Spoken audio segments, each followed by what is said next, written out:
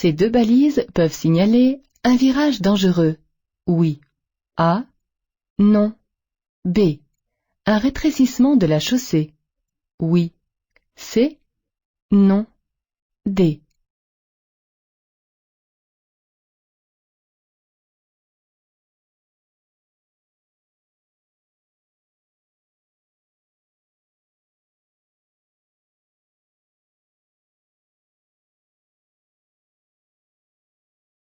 Ces balises, qui jalonnent ici un virage dangereux, peuvent aussi parfois signaler un rétrécissement de la chaussée.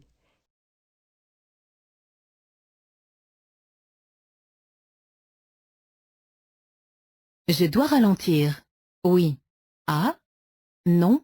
B. Je peux me déporter sur la voie de gauche. Oui. C. Non. D.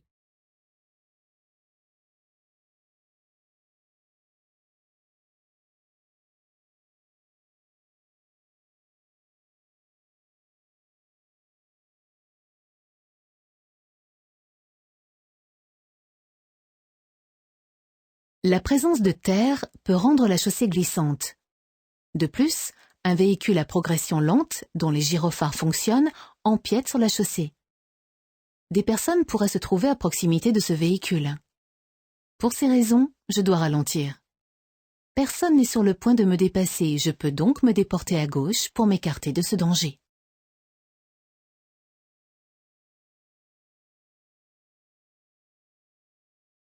Cette conductrice est bien installée.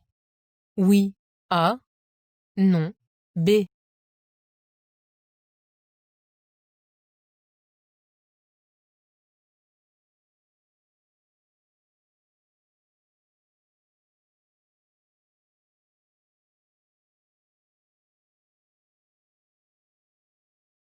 Cette conductrice a correctement attaché sa ceinture de sécurité.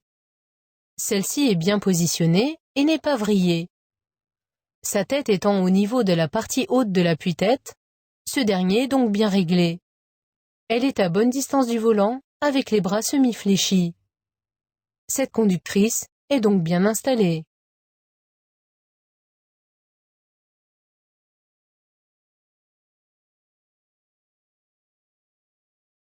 Pour réduire ma consommation, je rétrograde jusqu'en deuxième.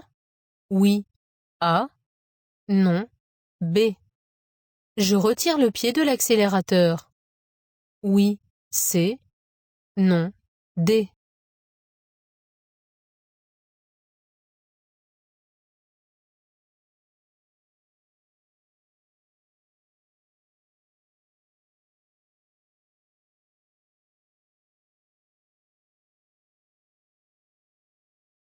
La consommation de carburant est proportionnelle au régime moteur. Si je rétrograde en deuxième, le frein moteur ralentit le véhicule, mais le régime moteur augmente, donc il consomme plus. Lorsque je retire le pied de l'accélérateur, le frein moteur ralentit le véhicule, le régime moteur baisse et il consomme peu.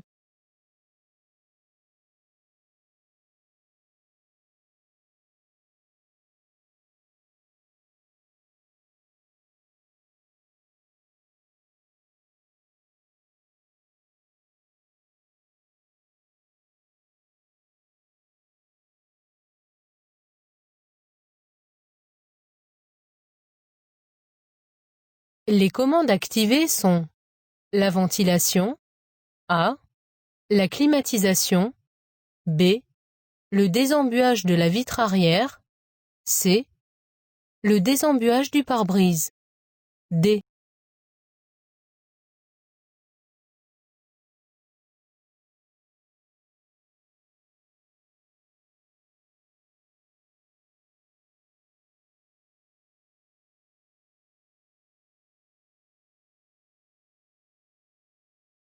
Sur ce véhicule, les points lumineux jaunes indiquent le fonctionnement de la ventilation, du désembuage de la vitre arrière et du pare-brise. En revanche, la climatisation n'est pas activée.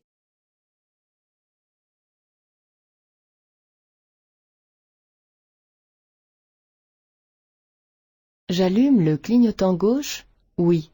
A. Non. B. Je fais un appel lumineux. Oui. C. Non. D.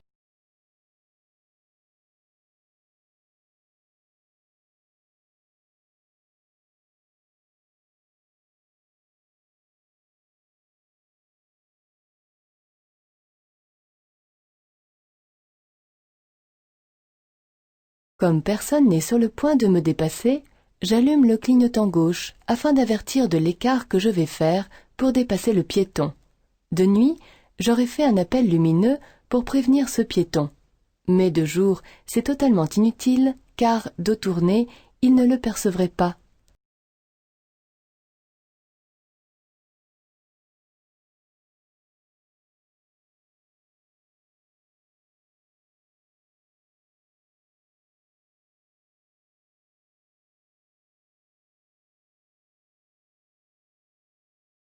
Je place mon pied devant le frein. A. Je maintiens mon allure. B.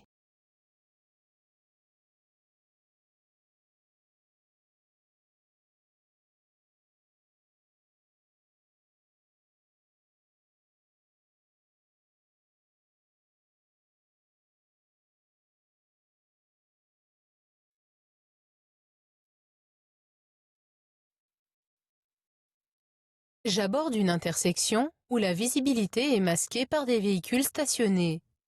Je place mon pied devant le frein pour anticiper un arrêt, au cas où je devrais céder le passage à un véhicule qui viendrait de droite.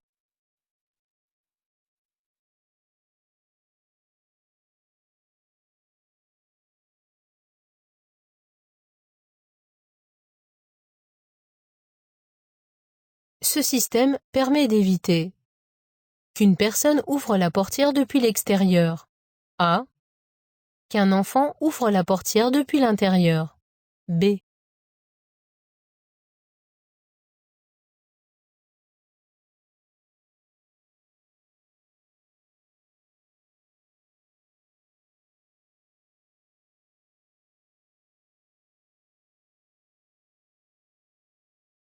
Ce système, appelé sécurité enfant, lorsqu'il est activé comme ici, permet l'ouverture de la portière arrière uniquement depuis l'extérieur.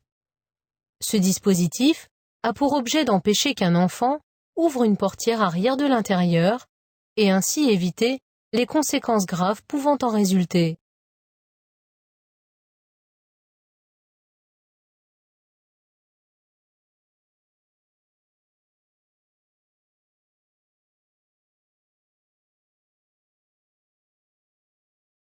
J'indique mon dépassement. Oui. A. Non. B.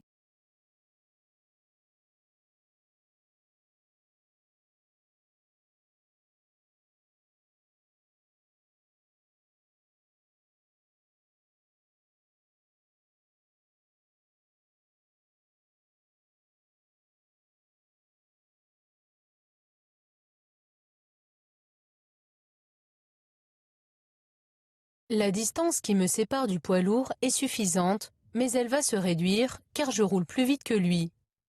J'indique mon dépassement en allumant le clignotant dès maintenant, car la voiture qui me dépasse se trouve déjà devant moi.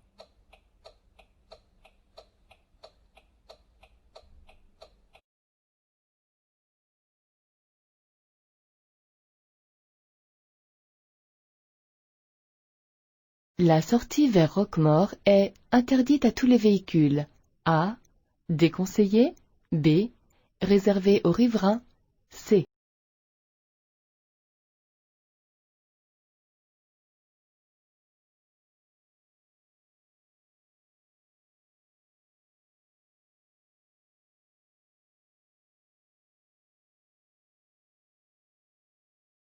Le signal sens interdit incrusté sur le schéma du panneau lumineux et l'indication « Sortie Roquemaure fermée » m'informe que cette sortie est interdite à tous les véhicules.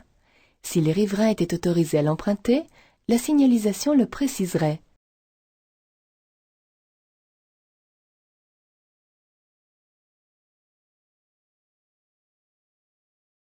Le conducteur voit le chat s'il regarde. Directement derrière lui. Oui. A. Non. B. Dans la caméra de recul. Oui, C. Non, D.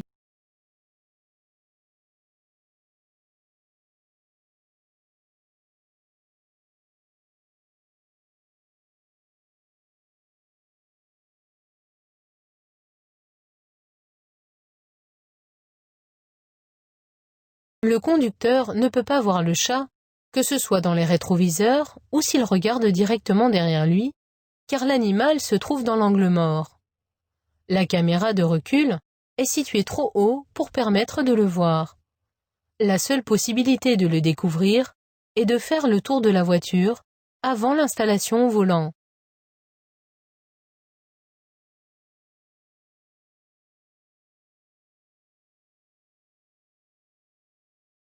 La distance parcourue pendant le temps de réaction dépend de l'efficacité des freins, A, de l'état physique du conducteur, B, de l'état de la chaussée, C, de la vitesse, D.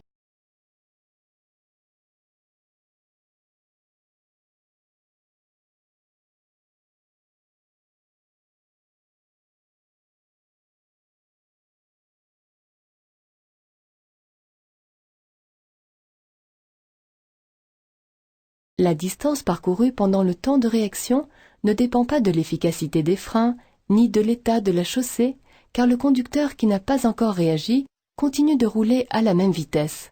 En revanche, elle dépend de l'état physique du conducteur. S'il est fatigué, ivre ou sous l'emprise de drogue, elle sera allongée car son temps de réaction sera plus long. Enfin, elle dépend aussi de la vitesse, car plus je roule vite, plus la distance parcourue en un même laps de temps est longue.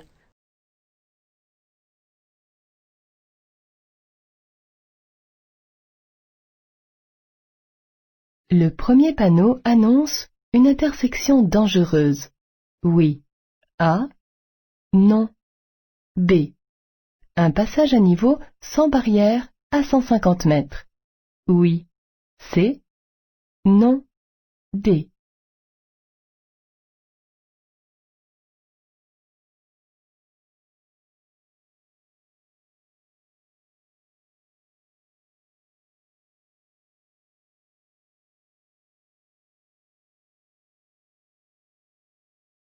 Le premier panneau n'annonce pas d'intersection dangereuse ni de passage à niveau sans barrière à 150 mètres puisqu'il en indique la position. Il est placé à l'endroit où la voie ferrée traverse la chaussée. Le panneau que j'aperçois de dos, côté gauche, est le même et concerne les usagers qui arrivent en face. Je dois m'assurer qu'aucun train n'arrive avant de m'engager.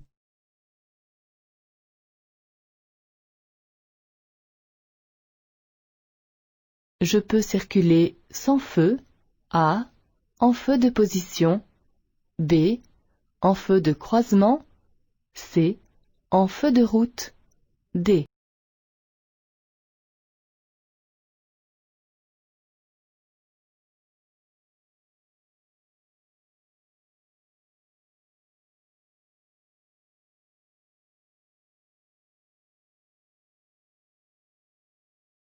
Le temps est clair, mais la brume éparse réduit la visibilité et peut empêcher les autres usagers de me voir. Dans ces conditions, je ne dois rouler ni sans feu, ni avec les seuls feux de position. Je ne dois pas non plus allumer les feux de route, interdits de jour, car ils sont inutiles et éblouissants. Je dois donc circuler en feu de croisement afin d'être bien vu et de ne pas éblouir.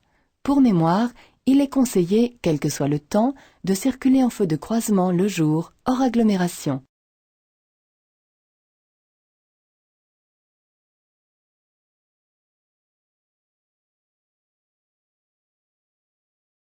Le temps de réaction peut être influencé par la consommation de somnifères ou de tranquillisants? Oui. A. Non. B. De médicaments à usage courant? Oui. C. Non. D.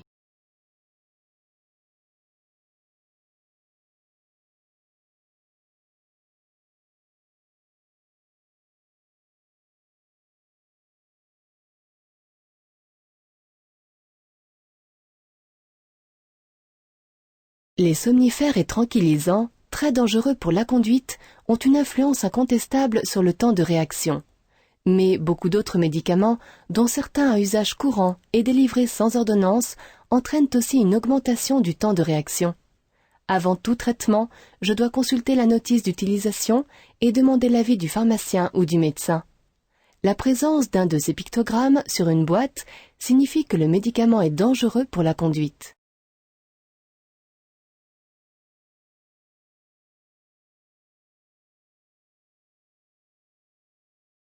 Je suis bien placé pour aller à Cestas, oui. A, non. B, à Cannes-Jean, oui. C, non. D.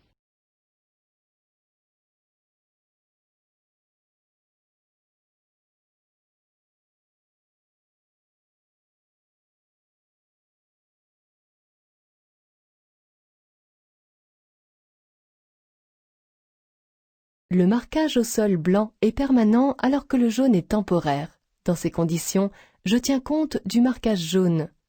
Du fait de la modification de trajectoire imposée par ces lignes, je ne m'occupe pas du panneau bleu permanent. Sur la voie de droite, je suis donc bien placé pour aller à Cestas. Pour m'y rendre, je resterai dans ma voie et suivrai les véhicules que j'aperçois devant moi. Je suis aussi bien placé pour aller à Canet-Jean. Pour cela, je franchirai la ligne jaune discontinue de droite.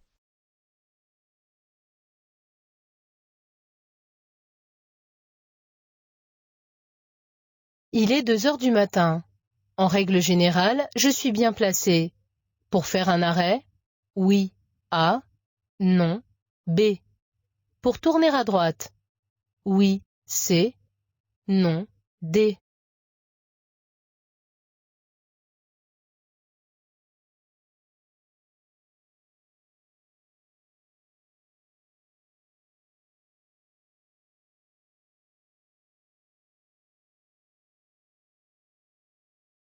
La ligne en forme de zigzag signale un arrêt d'autobus. Le stationnement et l'arrêt y sont interdits à toute heure.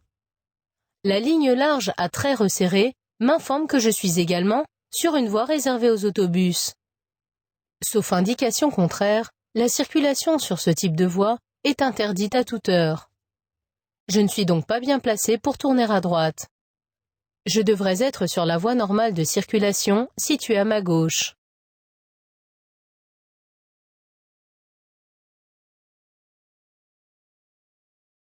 Circuler sous l'emprise de drogue constitue une contravention. A. Un délit punissable d'emprisonnement. B.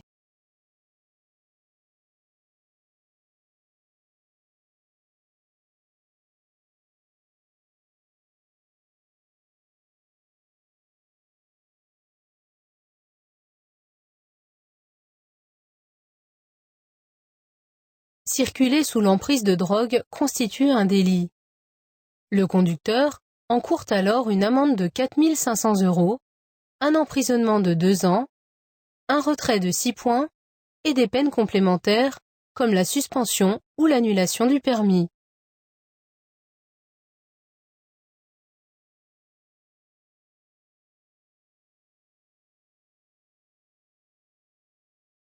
J'obéis si l'ordre de m'arrêter est donné par un agent. De la police ou de la gendarmerie nationale, oui. A. Non. B. De la police municipale, oui. C. Non. D.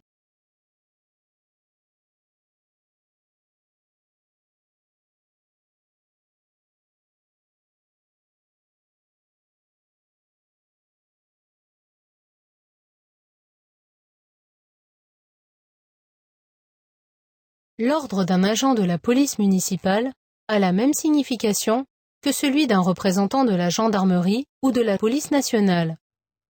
Si je n'obéis pas à un agent qui me fait signe de m'arrêter, j'encours une amende de 3 750 €, un emprisonnement de 3 mois, une perte de 6 points et une suspension du permis.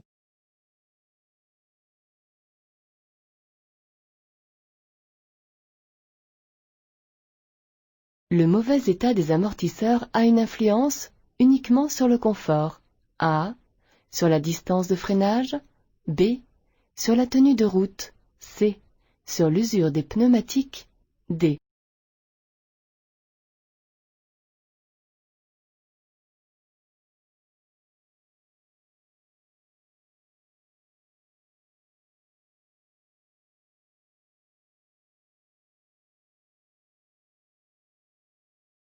Les amortisseurs ont pour rôle d'assurer la stabilité du véhicule et de permettre aux pneus de rester en contact avec la route.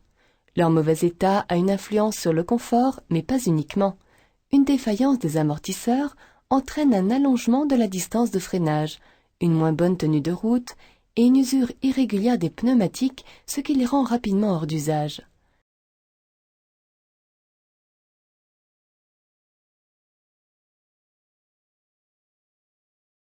Une voiture neuve sera soumise à un premier contrôle technique au bout de 5 ans.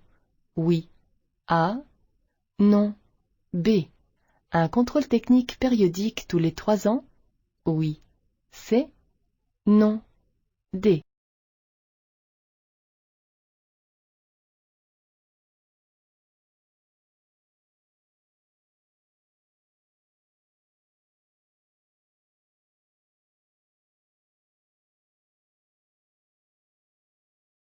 Une voiture neuve sera soumise à un premier contrôle technique avant le 4e anniversaire de sa première mise en circulation. Ensuite, un contrôle technique périodique devra être renouvelé tous les 2 ans.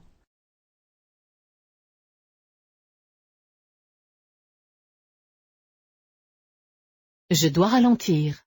Oui. A. Non. B.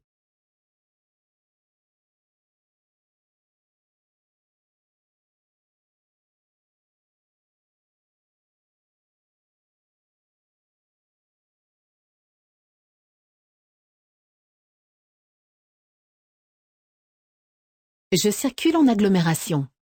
Des enfants jouent au ballon sur cette chaussée très peu fréquentée.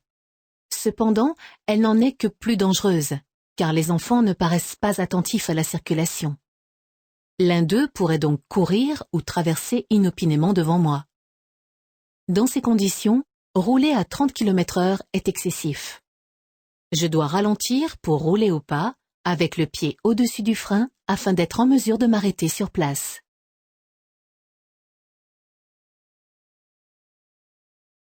Je vais à Arcueil. Je suis bien placé en marche normale.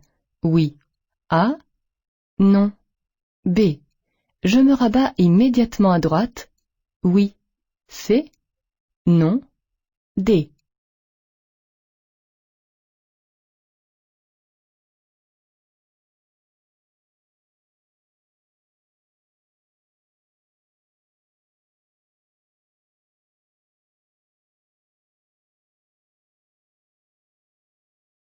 La voie de gauche est réservée aux usagers qui empruntent l'autoroute, alors que les 2 autres voies permettent de suivre la direction d'Arcueil. Je serai bien placé pour effectuer un dépassement, mais en marche normale, je dois emprunter la voie la plus à droite. De plus, je ne dois pas me rabattre immédiatement, car je risquerai d'entrer en collision avec l'usager en infraction qui me dépasse par la droite. J'attends donc que la voie soit libre.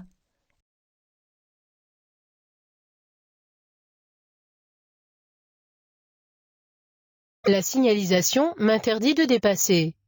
Oui. A. Non. B. Je peux dépasser le camion. Oui. C. Non. D.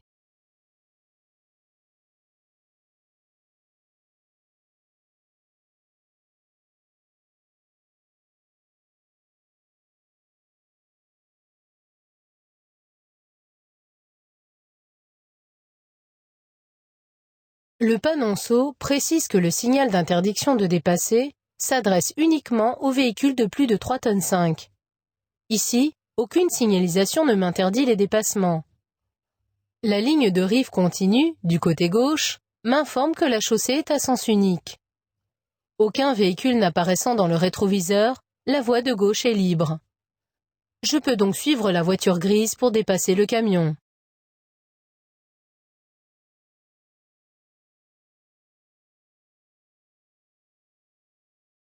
Un incendie m'oblige à évacuer le tunnel par une issue de secours.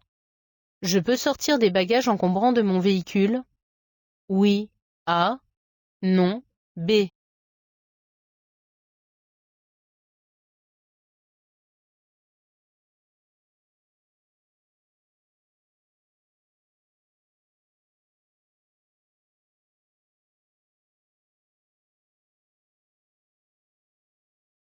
Des bagages encombrants risquent de retarder l'évacuation du tunnel qui doit être la plus rapide possible.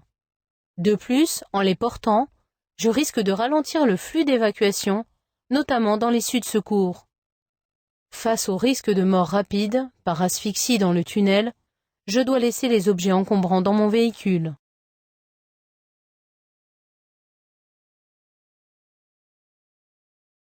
Je peux dépasser le cycliste. Oui. Réponse A. Non. Réponse B.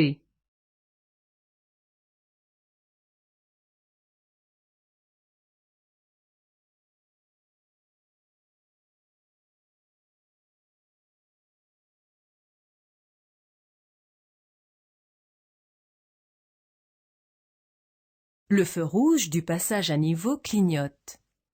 Bien que les barrières ne soient pas encore abaissées, vous devez vous arrêter avant la voie ferrée. Vous ne pouvez pas dépasser ce cycliste.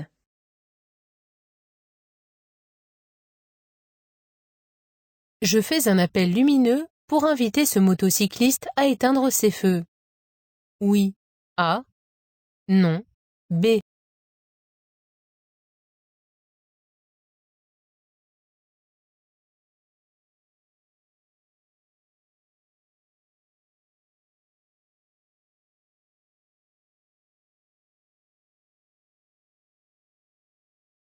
Pour être plus visible, les deux roues à moteur doivent circuler de jour en feu de croisement ou en feu diurne. Je n'ai donc aucune raison de faire un appel lumineux à ce motocycliste.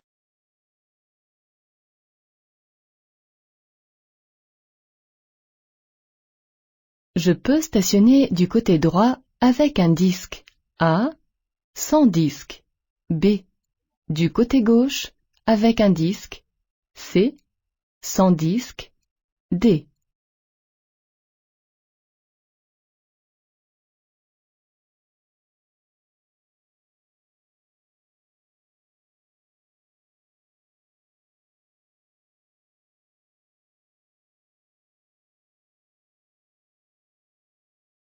La circulation sera à double sens à partir du panneau de danger. La rue étant encore à sens unique, je peux aussi bien stationner du côté droit que du côté gauche. Le marquage bleu indique que le stationnement est à durée limitée.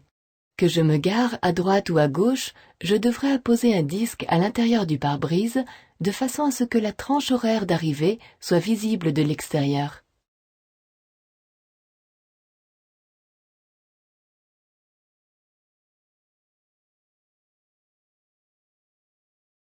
Par temps de pluie, la chaussée est glissante dès les premières gouttes. Oui. A. Non. B.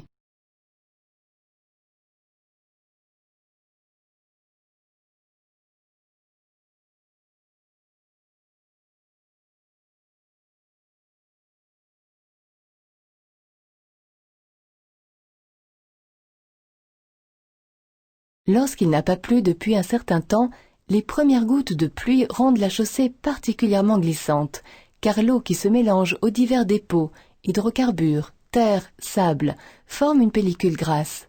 La chaussée est donc plus glissante à ce moment que lorsqu'elle est détrempée, après plusieurs jours de pluie. Je ralentis et reste particulièrement vigilant dès les premières gouttes. La température est de 6 degrés et il pleut après plusieurs jours de gelée. Je tiens compte de ce panneau. Oui. A. Non. B.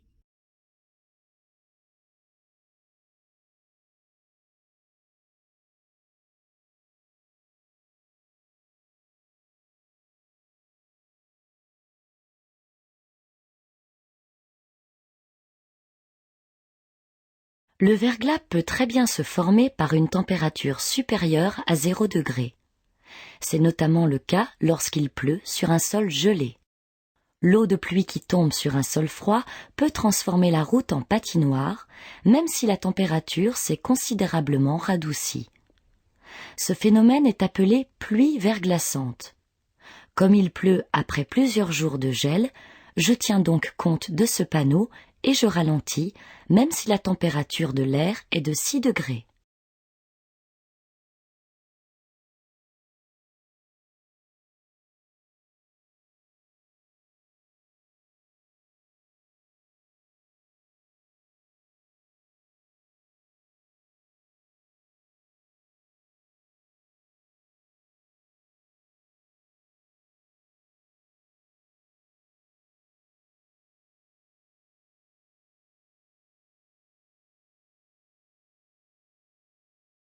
Je suis à ma place.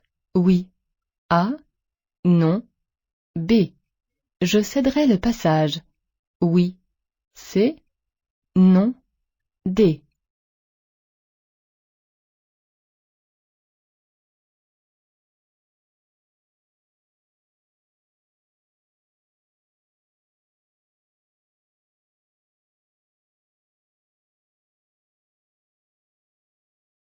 Ici, comme deux voies permettent de tourner à gauche, j'aurais dû choisir celle de droite.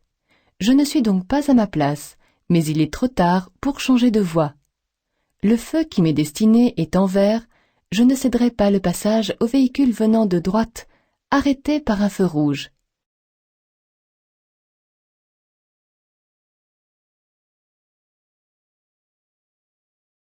En attendant l'arrivée des secours, je couvre cette victime. Oui. A. Non. B. Je lui parle. Oui. C. Non. D.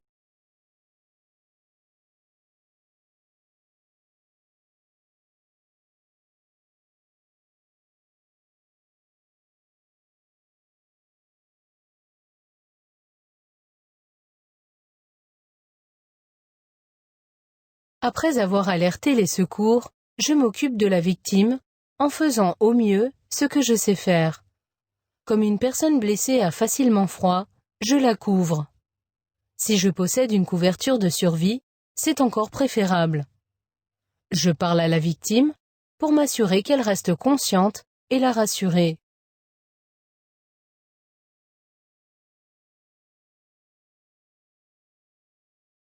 L'étiquette environnementale d'un pneu informe sur le niveau de consommation de carburant, A, de bruit, B, d'adhérence sur sol sec, C, d'adhérence sur sol mouillé, D.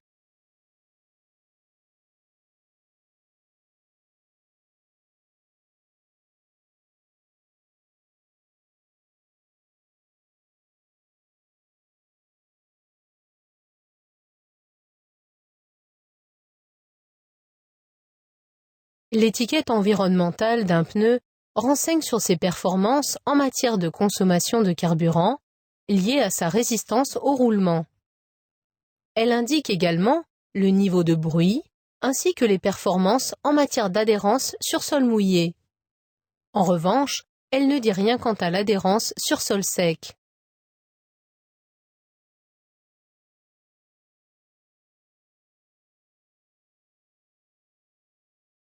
Je circule dans une rue à sens unique, A, à double sens de circulation, B.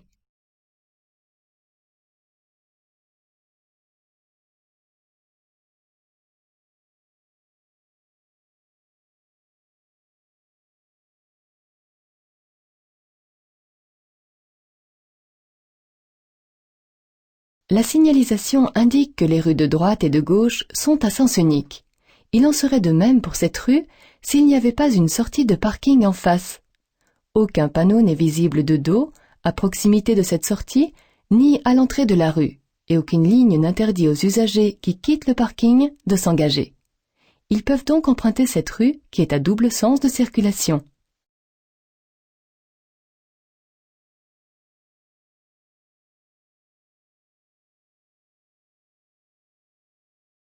Je ralentis. Oui. A. Non. B.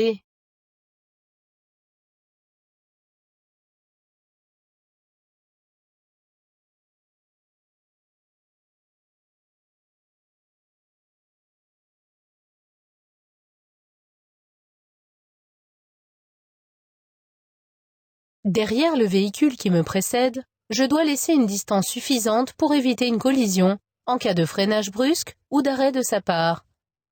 Cet intervalle doit correspondre au moins à la distance parcourue en 2 secondes. Je peux le calculer en multipliant par 6 le chiffre des dizaines de la vitesse, soit 60 mètres à 100 km/h. Ici, la distance de 65 mètres est suffisante. Mais je dois ralentir pour la stabiliser, car les voitures devant moi freinent.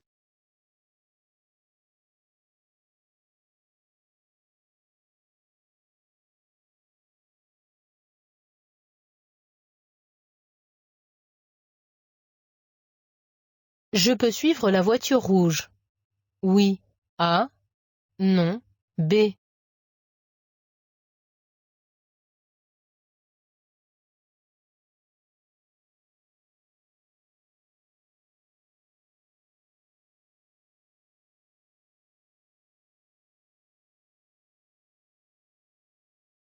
La ligne à traits resserrés permet de dépasser des véhicules très lents comme les cyclistes.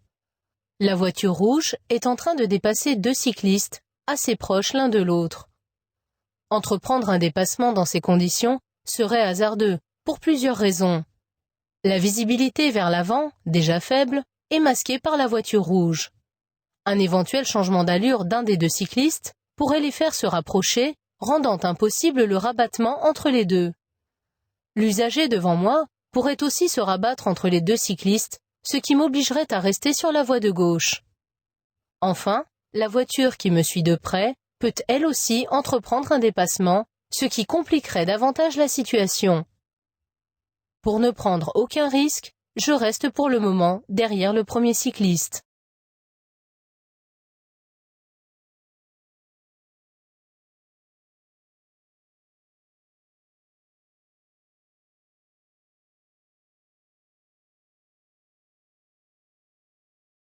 Un accident vient de se produire devant moi. J'allume les feux de détresse. Immédiatement. A. Seulement quand mon véhicule est arrêté. B.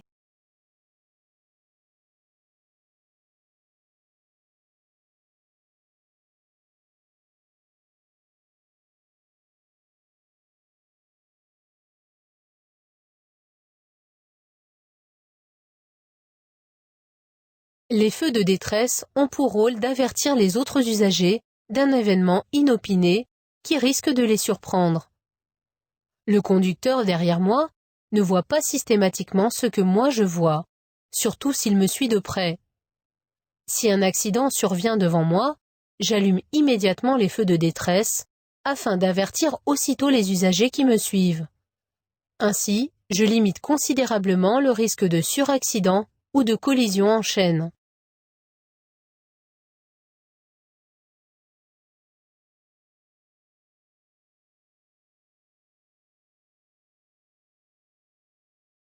Les signes de fatigue peuvent être une crispation du cou et des épaules.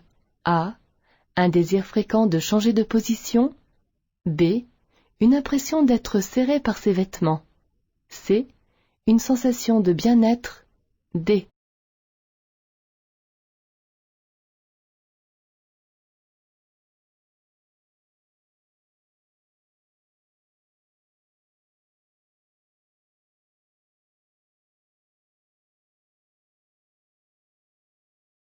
La fatigue ne procure jamais de sensation de bien-être. Une crispation du cou et des épaules, un désir fréquent de changer de position ou une impression d'être serré par ses vêtements peuvent être considérés comme des signes de fatigue.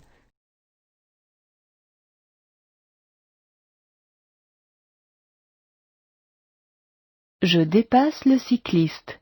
Oui. A. Non. B. Je serre à droite. Oui. C. Non. D.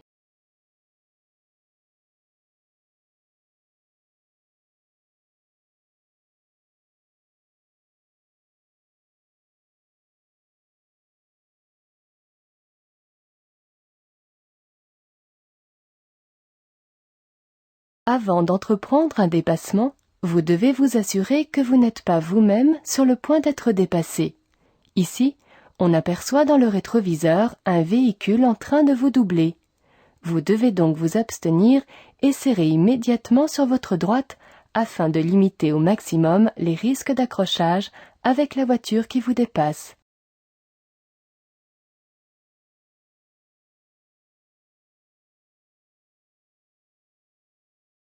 Je tourne à droite. Je m'engage. A. Je m'arrête. B.